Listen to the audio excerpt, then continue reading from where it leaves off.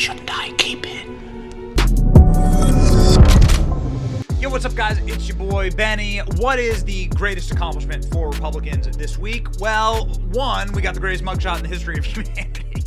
Two, Tucker Carlson beat Fox News and corporate media at their own game by releasing an interview with Trump same night as the Republican debate. Republican debate had very bad viewership, and so Fox News is in a bit of a desperation spiral right now. Now, I know good people who work at Fox. There's some of the Fox hosts that I like, but Fox as a corporation, the suits, the people who run the place, nope, not so great. And so what they have done is, I think, tried to flip that narrative on its head, by going in really, really hard against Joe Biden. And this is reporting that I deeply, deeply approve of. I'll never forgive you for betraying Tucker Carlson's record viewership by firing Tucker, not even giving him a chance to say goodbye. It's totally evil. But yo, hey, listen, I call balls and strikes around here. Fox News sent reporters to Ukraine to go hunt down Viktor Shokin, the guy who was fired in Joe Biden's bribery scandal. Treasonous, bribery, impeachable offense in Ukraine. And, well, hot damn, what did Viktor Shokin have to say? Oh, man, very interesting. Check this out. So, at the time of his firing, Shokin was investigating the oil company, BRIBES, that Hunter Biden worked for, of course. Joe Biden threatened to withhold $1 billion in aid to Ukraine unless Shokin was fired. And so the former Ukrainian Prosecutor General, Viktor Shokin, was found by Fox News, and he says, oh yeah, this is all true. He said that the Bidens accepted large bribes from Burisma in order to get his firing over the finish line. Shokin, who was ousted as Ukraine's top prosecutor in 2016, made the accusations during excerpts of a long, explosive interview airing on Fox News.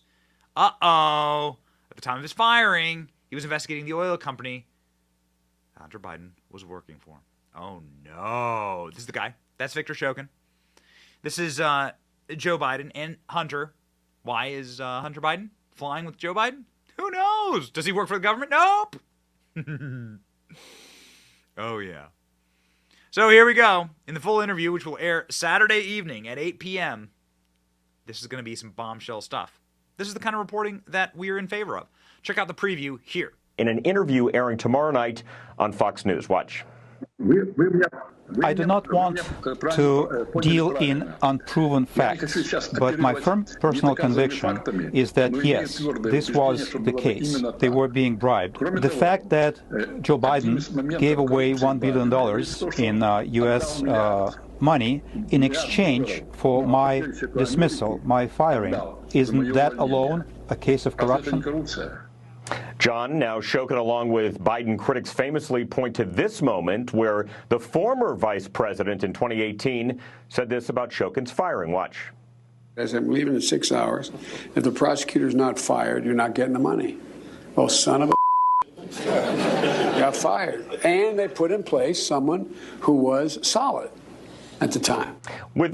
With regards to this interview coming up, White House spokesman Ian Sams said Fox is giving a platform for these lies to a former Ukrainian prosecutor general whose office his own deputy called a hotbed of corruption, drawing demands for reform not only from then Vice President Biden, but also from U.S. diplomats, international partners, and Republican senators like Ron Johnson. Now, we checked, John, and found a 2016 letter signed by Republican Senator Ron Johnson and his former Republican colleagues Mark Kirk and Rob Portman calling for a change in the Prosecutor General's office in February 2016 when Shokin still ran the show. He was gone from office about 6 weeks after that letter. The full interview with him airs tomorrow night, 8 p.m. Eastern Time with Brian Kilmeade. John? Looking forward to that. So, yeah, that's going to be not to be missed. We will certainly be clipping that on Saturday evening. Joe Biden, of course, bragged, son of a bitch, guy got fired when I forced Ukrainian government to do exactly what I wanted. Give credit where credit is due. The person who's really causing the unraveling here is Devin Archer, who's, of course, the business partner, along with the IRS whistleblowers. The world is, of course, crumbling for the Bidens. Things are not going great. Everything is collapsing. And Devin Archer also went on Tucker Carlson's show to talk about Biden corruption.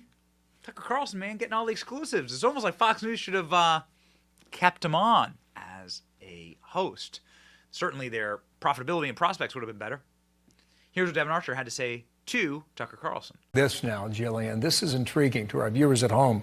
Archer tells the House investigators that Hunter Biden put then VP Biden on a speakerphone more than 20 times to sell, quote, the brand, in parentheses, in business conversations. And Chad goes on to say that Archer testified that there was a value of adding Hunter Biden to Burisma's board, was the brand. Burisma is the energy company out of Ukraine.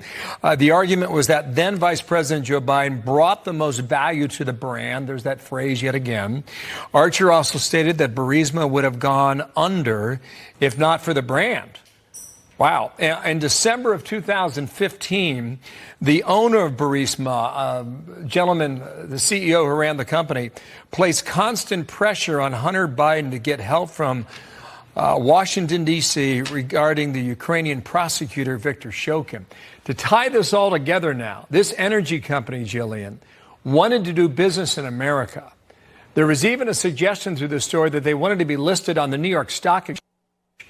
But they could only do it if they got away from the investigation that was pending back in Ukraine. And this is the theory that Republicans have now, is that they had to draw Hunter Biden into it. They had to bring then Vice President Joe Biden into it to help get the prosecutor taken out of his job that would clear the runway, so to speak, in order for Burisma to have greater success in the business community, not just in Ukraine, but specifically here in the United States. Credit where massive credit is due. Years before Fox News ever investigated this. And, oh, by the way, while a Fox News anchor named Chris Wallace, a smarmy, slithery little man who slithered on over to CNN as soon as he got the chance, this man was able to stop the conversation about Hunter Biden and his laptop and Biden's corrupt business dealings. So if that's what Fox News did to this conversation during the presidential debate, when it would have been important and imperative, and during that time, a brave person named Chanel Rion at One American News Network was on this story, interviewing Viktor Shokin in a series that is absolutely bombshell. She was roundly ignored when she released this series, but she was right on the money. This is why independent news matters. Go ahead and follow Chanel Rion on X, 500,000 followers. She's the chief White House correspondent for One America News. And she was first to this story. Watch. Biden and leftist media claim Shokin was corrupt and inept and had to be dismissed, despite the fact that not a single charge of corruption has ever been raised or proven against Shokin to date. To this, Shokin shrugs. Shokin says people don't have to believe him. Just look at the transcripts. Biden's transcripts, that is. The transcripts of Biden's telephone conversations with Poroshenko, says Shokin, is where the truth will show itself. Americans must demand it. And if they do, they will see, broad as day, Joe Biden was illegally influencing foreign officials in order to protect his son, Hunter, and shield illegal money laundering activities. One American News verified on camera what Shokin has stated for months when he issued a stunning 12-page sworn affidavit to an Austrian court stating how Joe Biden was directly involved in interfering with active cases under investigation. For more, be sure to watch Part 3 of our One America News Investigates special, debunking the Adam Schiff case for impeachment. I'm Chanel Rion, One America News, Washington. The following conversation, dated February 18, 2015, appears to show Poroshenko admitting Shokin did nothing wrong, but was forced to resign anyways, at Biden's request. The Situation Room is... Hello. Joe Biden. Thank you, Mr. Vice President. Your call has been convened. Petro, can you hear me? Yeah, now it's better. I can hear you better too. I'm sorry. You were saying, I missed what you were saying. Yeah. So, first of all, I'm very happy to hear you. Second, this is very valuable for me that you find out a time for me even in Minnesota. And I'm dreaming some days to be in Minnesota. That's easy, man. I tell you what, I'd like to be with you instead of Minnesota right now, but go ahead. The third, I have some positive and negative news. I will start with the positive news. Well, good. Joe, I have a second positive news for you. Yesterday, I meet with the General Prosecutor Shokin. Yes. And despite of the fact that we didn't have any corruption charges, we don't have any information about he doing something wrong, I especially asked him, no, it was the day before yesterday, I especially asked him to resign.